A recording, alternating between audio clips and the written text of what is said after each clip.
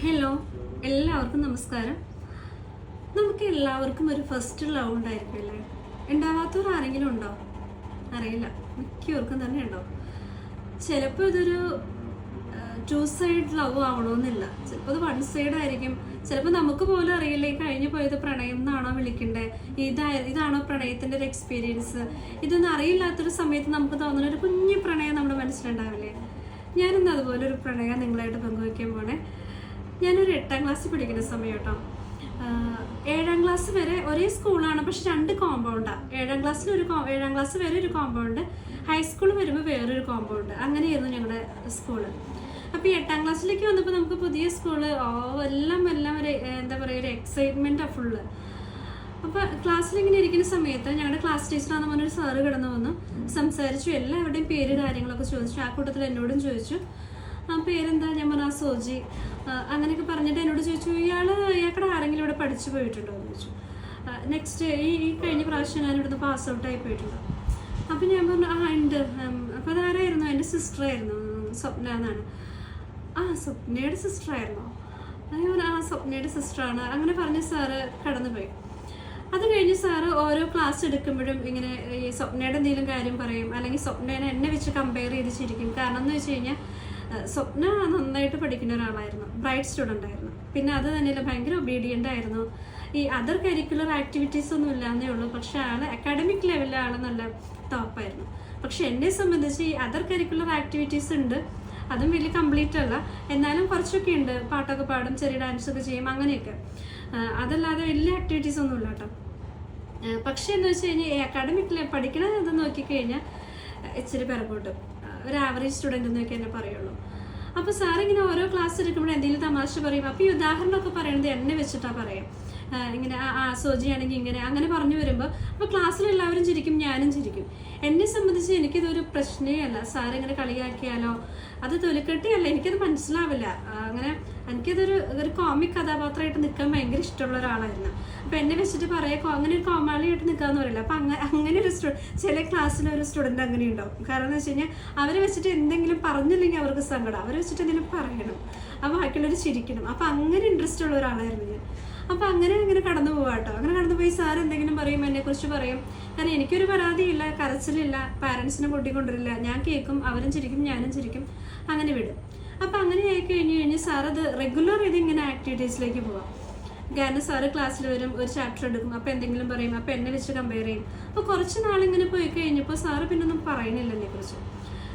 അതായത് എന്നെ വെച്ചിട്ടൊന്നും സംസാരിക്കണില്ല. അപ്പം ഞാനൊരു സബ്ജക്റ്റ് ഇങ്ങനെ അപ്രത്യക്ഷമായിട്ട് പോണ പോലെ എനിക്ക് തോന്നാം. അപ്പം എന്നെ സംബന്ധിച്ച് ഞാൻ ഭയങ്കര ഒരു അറ്റൻഷൻ സീക്കറാട്ടോ.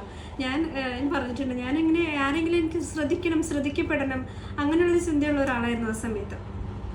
അപ്പം ഞാൻ ഇത് ശ്രദ്ധിക്കാൻ വേണ്ടിയിട്ട് തന്നെ ഇങ്ങനെ സ്കൂളിൽ വരുമ്പോൾ ഞാൻ എപ്പോഴും ഈ ബോക്സ് നമ്മൾ നിവൃത്തിയാണ്, ഇങ്ങനെ ബോക്സ് ഓപ്പൺ ചെയ്ത് വെക്കുമല്ലോ എന്തെങ്കിലും പെൻസിലോ പേനയൊക്കെ എടുക്കുമ്പോൾ. അപ്പോൾ ഈ ബോക്സിൻ്റെ ഈ കവറിൽ ചിലപ്പോൾ വേണമെങ്കിൽ ഒരു മാതാവിൻ്റെ ഫോട്ടോ ഒട്ടിച്ചിട്ട് വരും, അല്ലെങ്കിൽ ചിലപ്പോൾ അവിടെ ഒരു ഷാരൂഖ് ഖാൻ്റെ ഫോട്ടോ ആയിരിക്കും, ചിലപ്പോൾ മദർ തെരേസയുടെ ഫോട്ടോ ആയിരിക്കും. അങ്ങനെ ഓരോ ഫോട്ടോസ് ഒട്ടിച്ചിട്ട് വരും. എന്നിട്ട് ഈ ബോക്സ് നിവർത്തി വയ്ക്കും. അപ്പോൾ സാറ് ഇങ്ങനെ പാസ് ചെയ്ത് പോകുമ്പോൾ എൻ്റെ ബോക്സിലേക്ക് നോക്കിയിട്ട് ഇന്ന് മാതാവാണല്ലോ, ഇന്ന് ഭക്തിയൊക്കെ ഉണ്ടല്ലോ, പിറ്റേ ദിവസം ഷാരൂഖ് ഖാൻ, ഇന്ന് ഫിലിമിൻ്റെ ക്രേസ് ആണല്ലോ, ഷാരൂഖ് ഖാൻ്റെ ഫാനാണോ, ഇങ്ങനെയൊക്കെ ചോദിച്ചിട്ട് ഇങ്ങനെ കടന്നു പോകും. അപ്പോൾ ഇത് എനിക്ക് കേൾക്കാൻ ഭയങ്കര ഇഷ്ടമാണ്. അപ്പോൾ ഞാനതിങ്ങനെ ഓരോ ദിവസം, ചില സമയത്ത് വീരപ്പൻ, അതായത് വീരപ്പനായിട്ട് ഒരു ബന്ധം എനിക്കില്ല, ആരാ വീരപ്പൻ എന്ന് ചോദിച്ചാൽ എനിക്ക് അറിയ പോലും ഇല്ലായിരുന്നു ആ സമയത്ത്. അതായത് ഇങ്ങനെ അറിയാം, ഒരു കള്ളനാണ് അങ്ങനെയൊക്കെ അറിയാം, കാട്ടുകള്ളൻ അങ്ങനെയൊക്കെ അറിയാം. അപ്പോൾ ഇങ്ങനെ വീരപ്പൻ്റെ ഫോട്ടോ വെച്ച് വരും, പിന്നെ ഫൂലൻ ദേവി അതൊക്കെ വെച്ചിട്ട് വരും.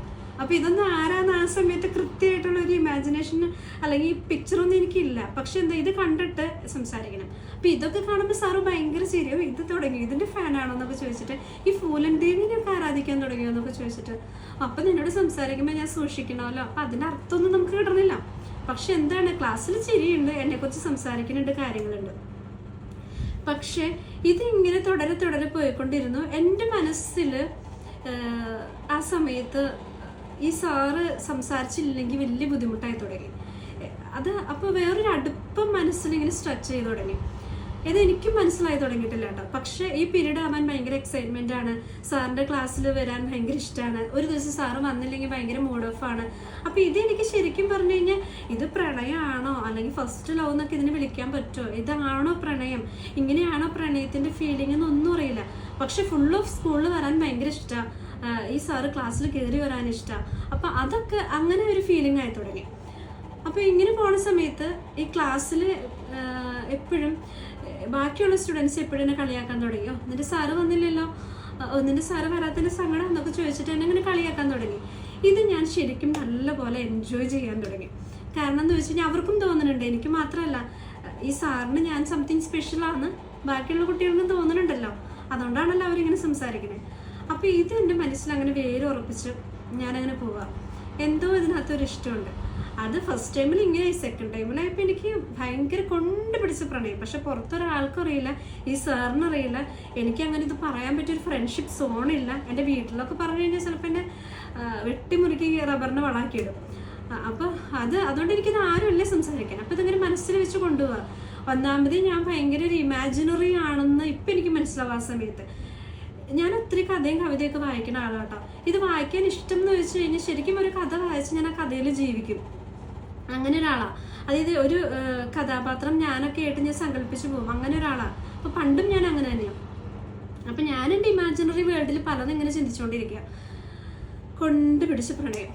ഇതിൽ ഒരു രസം എന്താണെന്ന് വെച്ച് കഴിഞ്ഞാൽ എനിക്കിപ്പോൾ മാറി നിന്ന് തന്നെ നോക്കുമ്പോൾ ഭയങ്കര ചിരിയാണ് വരാം. കാരണം എന്ന് വെച്ച് കഴിഞ്ഞാൽ 8ാം ക്ലാസ്സിലാണെങ്കിലും ഒരു 4ാം ക്ലാസ്സിൽ പഠിക്കുന്ന കുട്ടിയുടെ ശരീരപ്രകൃതി, വണ്ണമില്ല, പൊക്കമില്ല, 2 വശം ഇങ്ങനെ കൊമ്പൊക്കെ പിടിച്ച് കെട്ടി, അവിടെ നിന്ന് ഇങ്ങോട്ടേക്കൊരു പൂമാല, ഇവിടെ നിന്ന് അങ്ങോട്ടേക്കൊരു പൂമാല, ഇതൊക്കെയാണ് സ്റ്റൈല്.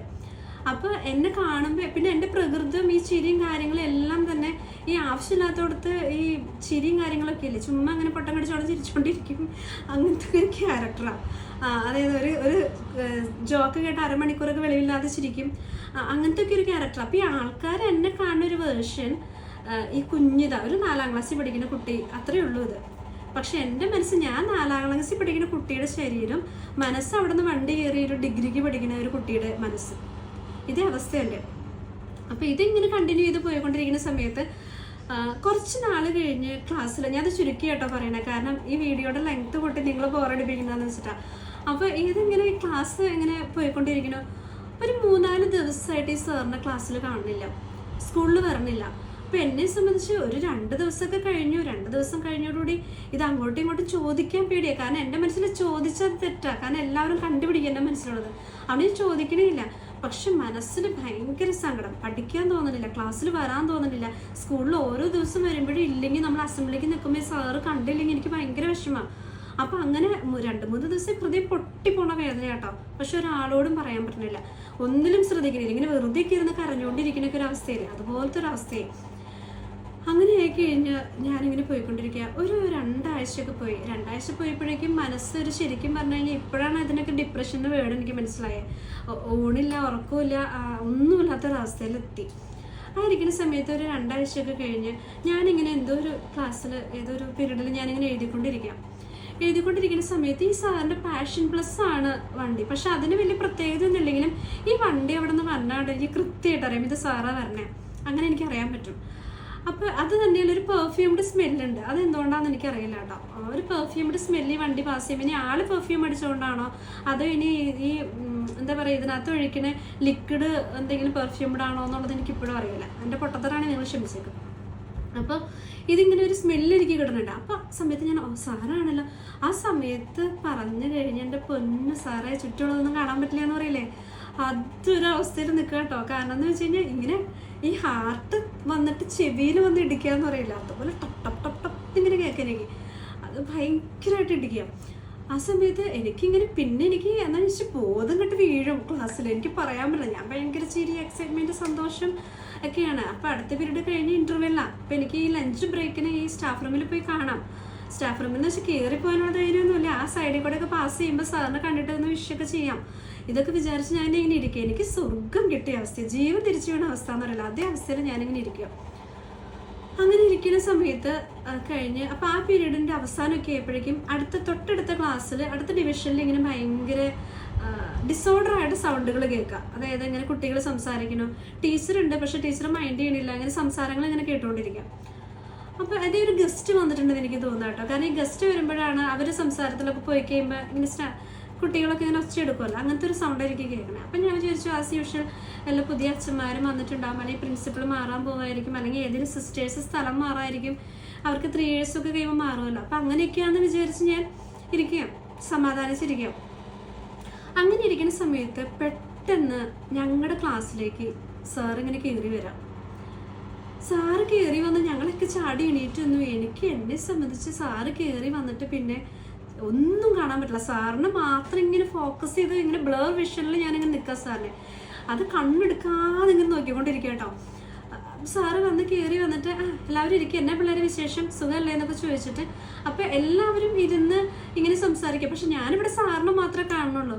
പക്ഷെ സാറിൻ്റെ ബാക്കിൽ ഒരു സുന്ദരി പെണ്ണ് വന്ന് നിൽക്കണ കാണുന്നില്ല കേട്ടോ.